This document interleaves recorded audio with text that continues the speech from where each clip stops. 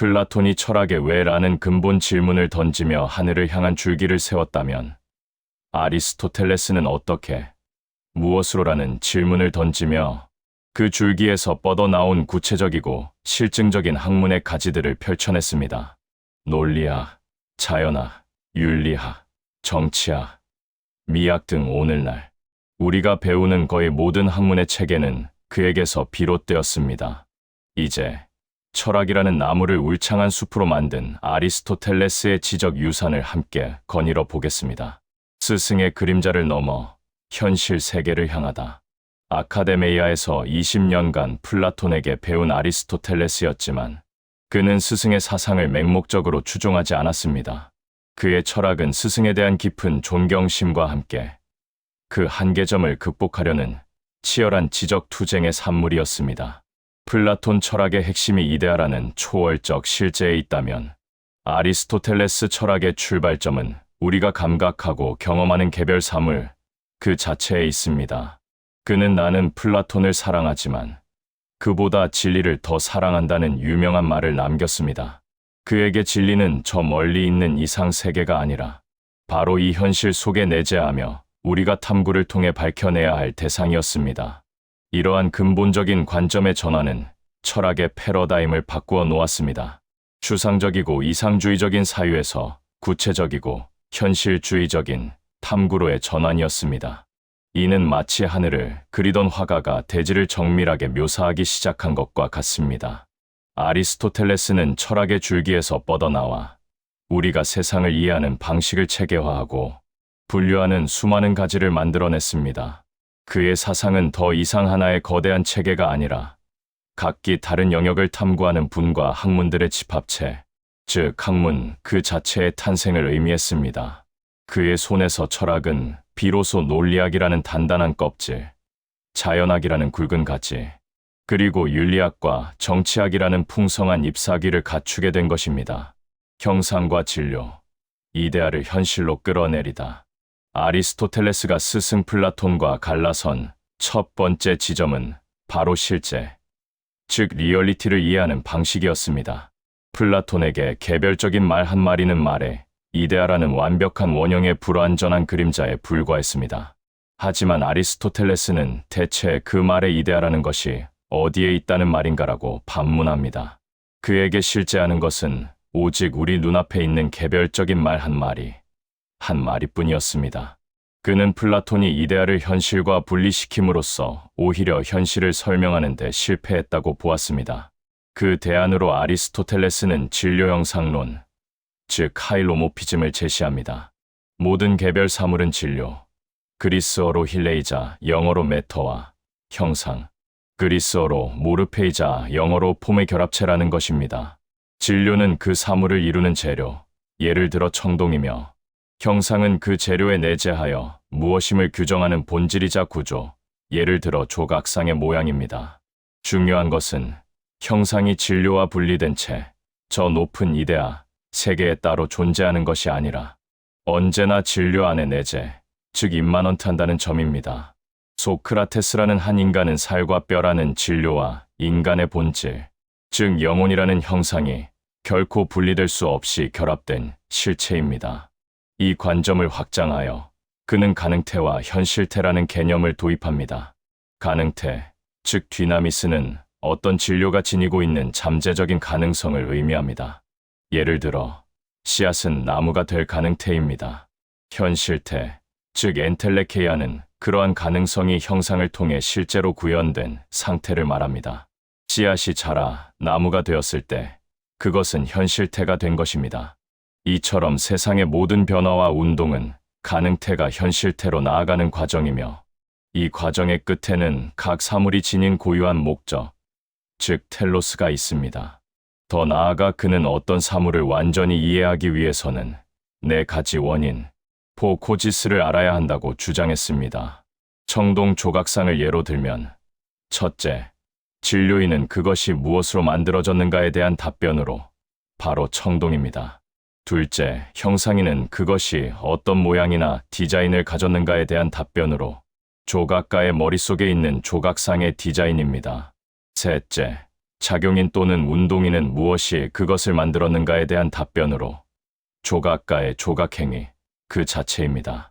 마지막으로 넷째, 목적인은 그것이 무엇을 위해 만들어졌는가에 대한 답변으로 아름다움을 표현하거나 특정 인물을 기리려는 목적입니다. 아리스토텔레스에게 이 네 가지 원인 중 가장 중요한 것은 목적인이었습니다. 모든 자연물은 씨앗이 나무가 되려는 목적을 갖듯이 자신에게 내재된 형상을 완전히 실현하려는 목적을 향해 나아간다고 보았기 때문입니다. 이처럼 세상을 목적론적으로 이해하는 그의 생각은 서양 사상의 중요한 기틀이 되었습니다. 이러한 생각의 정점에는 부동의 동자, 즉 업무브드 무버가 있습니다. 세상의 모든 것은 다른 것에 의해 움직이지만 연쇄를 거슬러 올라가면 최초의 움직임을 유발한 존재가 있어야만 합니다. 이 최초의 존재는 스스로는 움직이지 않으면서 다른 모든 것을 움직이게 하는 순수 현실태이자 완전한 형상입니다. 그것은 물리적인 힘이 아니라 모든 존재가 담고자 하는 완전한 목적으로서 마치 사랑받는 대상이 사랑하는 사람을 이끌듯이 세계를 움직입니다. 이처럼 아리스토텔레스는 이데아를 현실로 끌어내려 우리가 경험하는 세계를 분석하고 설명할 수 있는 구체적인 철학적 도구를 만들어냈습니다. 이는 과학적 사고의 원형이 되었으며 형이상학이라는 가지를 현실 세계에 단단히 뿌리내리게 했습니다. 논리학의 창시, 생각의 법칙을 세우다. 만약 아리스토텔레스가 철학에 기여한 단 하나의 업적을 꼽아야 한다면 많은 이들이 주저없이 논리학, 즉 로직의 창시를 꼽을 것입니다. 플라톤이 대화, 즉 삼파수를 통해 진리에 도달하려 했다면 아리스토텔레스는 올바른 사유와 추론의 형식 자체를 체계화하고자 했습니다. 그는 올바른 생각이 따라야 할 보편적인 규칙과 구조가 있다고 믿었고 이를 집대성한 것이 바로 그의 저서 오르가논, 즉 도구입니다. 그에게 논리학은 특정 학문이 아니라 모든 학문을 위한 필수적인 사유의 도구였습니다. 그는 올바른 추론의 기초가 되는 개념과 명제, 그리고 이들이 결합하는 방식을 철저히 분석했습니다. 예를 들어 그는 존재하는 모든 것을 10가지 범주, 즉 카테고리로 분류했습니다. 질체, 양, 질, 관계, 장소, 시간, 상태, 소유, 능동, 수동이 그것입니다. 우리가 어떤 것에 대해 말할 때 우리는 항상 이 범주들 안에서 이야기하게 된다는 것입니다. 그의 논리학의 핵심은 바로 3단 논법, 즉 실로기즘입니다.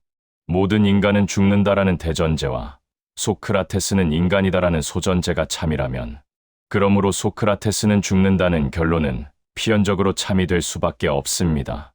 이 유명한 논증은 단순히 그럴듯한 주장이 아니라 전제들이 참일 경우 결론의 참을 보장하는 타당한 형식을 보여줍니다.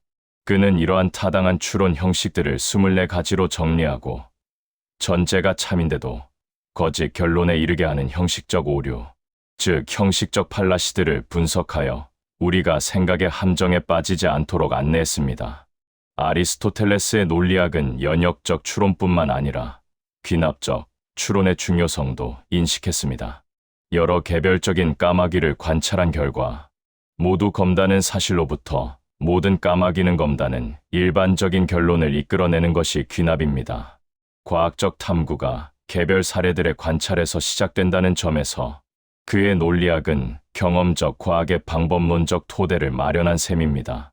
그의 논리학은 이후 2000년이 넘는 시간 동안 서양 지성계의 절대적인 기준으로 군림했습니다. 중세 스콜라 철학, 근대 과학혁명, 심지어 현대 컴퓨터 과학의 알고리즘에 이르기까지 그의 논리 체계는 모든 학문적 담론의 근간을 이루는 DNA가 되었습니다. 철학이라는 나무에 비유하자면 논리학은 각 가지들이 올바른 방향으로 단단하게 뻗어 나갈 수 있도록 지지하는 핵심적인 골격과도 같습니다. 아리스토텔레스는 이로써 철학이 단순한 사색을 넘어 엄밀한 학문으로 자리매김할 수 있는 결정적인 기틀을 마련한 것입니다.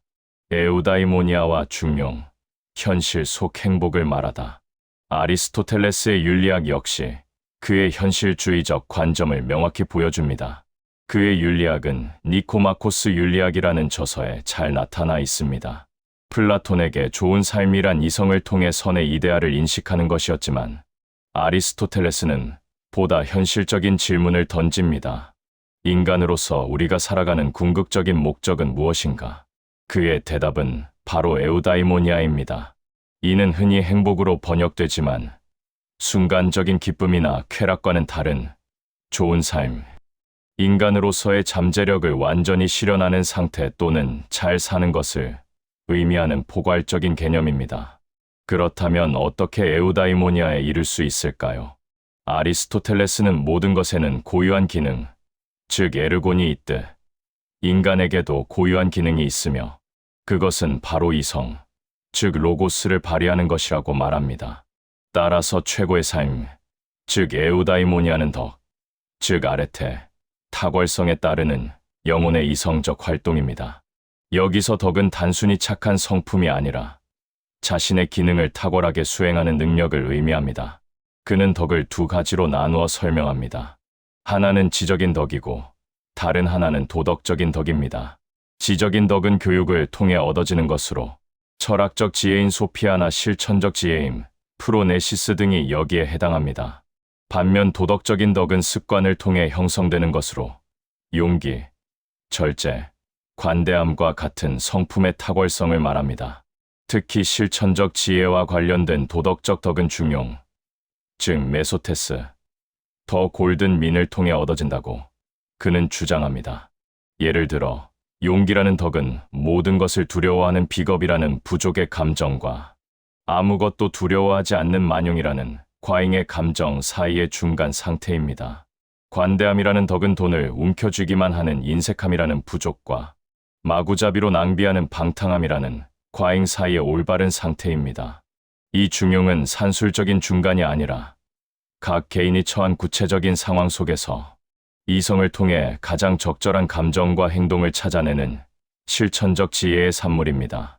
즉, 올바른 사람에게 올바른 정도로, 올바른 시간에 올바른 동기로, 올바른 방식으로 행동하는 것이 바로 중용입니다.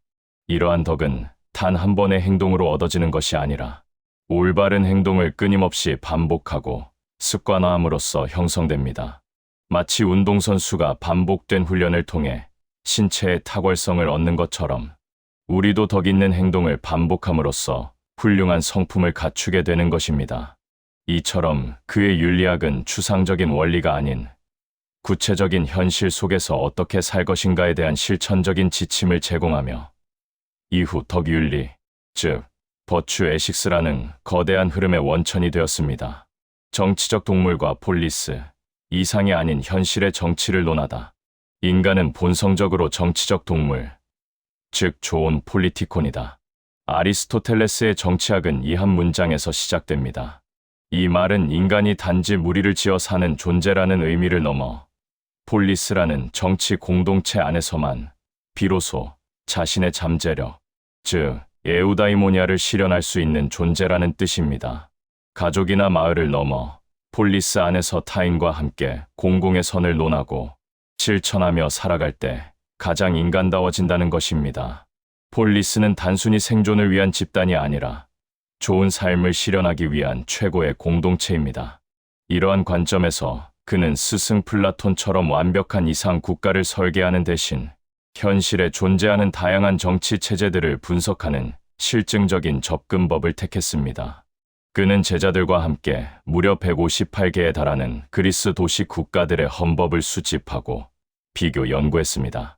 이를 통해 그는 통치자의 수와 통치의 목적, 즉 공공의 선 혹은 통치자 사익을 기준으로 정부 형태를 분류했습니다. 올바른 정부 형태는 공동체 전체의 이익을 추구하는 것이며 변질된 정부 형태는 통치자 개인이나 특정 집단의 이익만을 추구하는 것입니다. 한 사람이 다스리는 경우 공공의 선을 위하면 군주정이지만 사익을 추구하면 참주정, 즉 티라니가 됩니다. 소수의 유능한 자들이 다스리면 귀족정이지만 부유한 소수가 자신들의 이익만을 위하면 과두정, 즉 올리가르키가 됩니다. 다수가 공공의 이익을 위해 다스리는 경우를 그는 폴리테이아, 즉 공화정 또는 헌정이라고 불렀고, 이것이 변질되어 가난한 다수가 자신들의 이익만을 추구하며 법치를 무시할 때를 민주정, 즉 데모크라시라고 부르며 부정적으로 보았습니다. 그는 극단적인 부자와 빈자가 대립하는 과두정이나 중우정치보다는 안정된 중산층이 주축이 되어 법에 의한 통치가 이루어지는 폴리테이아를 가장 현실적이고 안정적인 최선의 정치 체제로 보았습니다. 중산층이 많을수록 시기와 갈등이 줄어들고 이성에 기반한 안정적인 통치가 가능하다고 생각했기 때문입니다. 이는 그의 윤리학에서 말하는 중용의 원리가 정치학에도 그대로 적용된 것이라 할 수 있습니다. 이처럼 이상적인 설계도를 그리기보다 현실의 데이터를 바탕으로 최선의 대안을 찾으려 했던 그의 접근, 방식은 정치학을 철학에서 분리된 하나의 독립된 과학으로 탄생시켰습니다. 만학의 아버지, 철학의 숲을 가꾸다. 아리스토텔레스의 지적 관심은 형이상학, 논리학, 윤리학, 정치학에만 머무르지 않았습니다. 그는 자연 세계 전체를 탐구의 대상으로 삼은 최초의 체계적인 생물학자이기도 했습니다. 그는 수많은 동식물을 직접 관찰하고 해부하며 그 형태와 기능, 서식지에 따라 세심하게 분류했습니다. 그의 동물학 연구는 관찰에 기반한 실증적 탐구의 전형을 보여주며 이는 갈릴레이 이전까지 약 2000년간 서양 자연학의 절대적인 권위를 차지했습니다. 그는 또한 하늘의 움직임을 탐구하는 천문학, 물질의 근본적인 변화를 다루는 물리학에도 깊은 관심을 보였습니다. 더 나아가 그는 인간의 창조 활동에도 주목했습니다. 그의 저서 시학, 즉 포에틱스는 문학 비평 이론의 효시로 평가받습니다. 여기서 그는 비극이 어떻게 연민과 공포의 감정을 불러일으켜 우리의 영혼을 정화하는 카타르시스를 경험하게 하는지 분석했습니다. 또한 그는 설득의 기술을 다루는 수사학, 즉 레토릭을 체계화하여 로고스, 파토스, 에토스라는 설득의 세 가지 요소를 제시하기도 했습니다. 이처럼 그의 탐구는 인간의 암과 관련된 거의 모든 영역을 포괄했으며 각각의 영역에 독자적인 연구 방법과 체계를 부여했습니다. 결론적으로 플라톤이 철학이라는 나무에 단단하고 곧은 줄기를 세웠다면 아리스토텔레스는 그 줄기에서 뻗어나와 하늘과 땅의 모든 양분을 빨아들이며 무성한 가지와 잎을 피워낸 거인입니다. 그는 스승이 열어놓은 형이상학의 세계를 현실로 가져와 진료와 형상, 네 가지 원인이라는 도구로 해부했습니다. 그는 사유의 규칙을 체계화하여 논리학이라는 가장 단단한 가지를 만들었고 모든 학문이 그 위에서 성장할 수 있는 토대를 마련했습니다. 또한 에우다이모니아와 중용이라는 개념을 통해 현실에 발딛고 선 윤리학의 잎을 피웠으며 수많은 정치 체제를 분석하여 정치학이라는 풍성한 결실을 맺었습니다. 결국 아리스토텔레스는 철학을 지혜에 대한 사랑이라는 추상적 경지에서 세계의 모든 것을 탐구하고 분류하며 이해하려는 구체적이고 체계적인 학문의 영역으로 이끌었습니다. 그가 펼쳐놓은 수많은 학문의 가지들은 이후 서양 지성사가 탐험할 거의 모든 길을 미리 보여준 이정표가 되었습니다. 플라톤이 없었다면 아리스토텔레스는 없었을 것이지만 아리스토텔레스가 없었다면 철학은 현실 세계를 풍성하게 설명하는 지금의 모습을 갖추지 못했을 것입니다. 그는 플라톤의 각주가 되기를 거부하고 자신만의 거대한 책을 저술함으로써 철학의 나무를 울창한 숲으로 만든 진정한 만학의 아버지입니다.